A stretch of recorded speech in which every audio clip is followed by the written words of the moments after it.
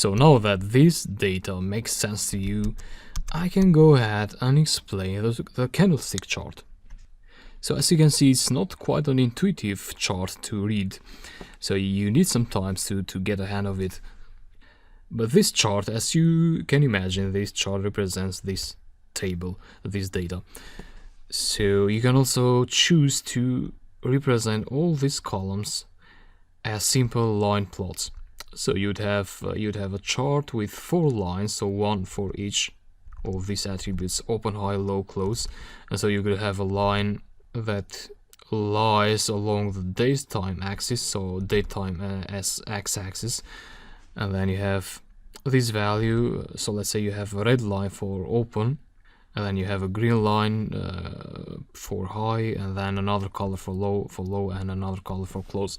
So you'd have a chart with 4 lines. So that would be a simple representation that I'm sure you can make by yourself. But this chart here is more difficult. And actually there are 2 difficulties there. The first one, as I said, is the difficulty in reading this chart. So I'll explain that. And the second difficulty is the way of building this.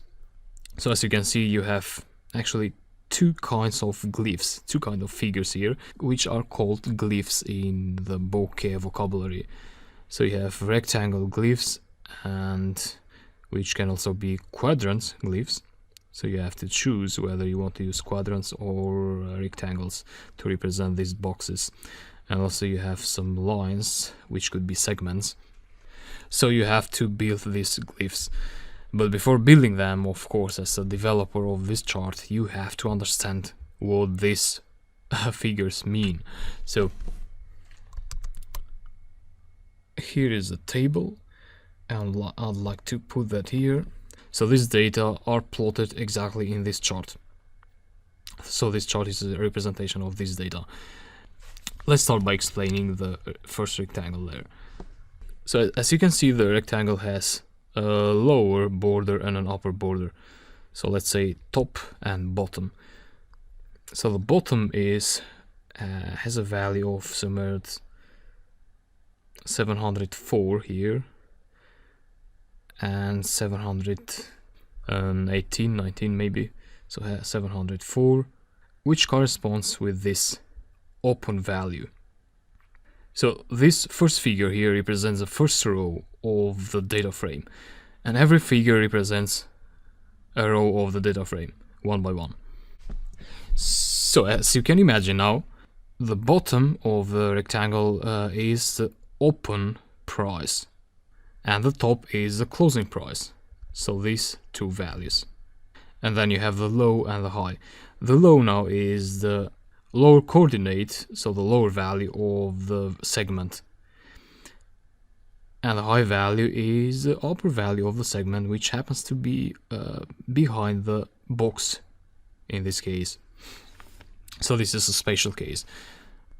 And then you have the date, so this is for 1st of March, so the month and the day. So before going into further detail, let's go to another glyph. So let's explain this one here. So the lower border is somewhere at 712, which is this closing price here, and then 718 for the open price. So closing price here, open price here. But for this we had open price here, closing price here. And that brings us to the point that rectangles colored in red represent those days where the closing price was lower than the opening price, which means that for that particular company the price has decreased throughout the day. So for this company, so for Google, this is the Google company, the opening of the day it was 718, and then it went down to 712. So you have a red rectangle. But for this day, the price opened at 703 and it closed at 718. So the price was positive for the day, it went up. That's why you have a different color. So you have to put the color as well with bokeh when you build the chart. And then again you have the segment, which always represents the highest price for the upper point and the lowest price for the upper point for that particular day. And yeah, that's it. It's quite a sophisticated representation of data, and it can be of great interest if you're working with stock market data. And if you're not working with stock market data, then it's still good, because you learn a few tricks with pandas and also the bokeh library. So for sure you want to follow the next lectures. And so that's about explaining things. In the next lecture we go ahead and build this chart. So see you there.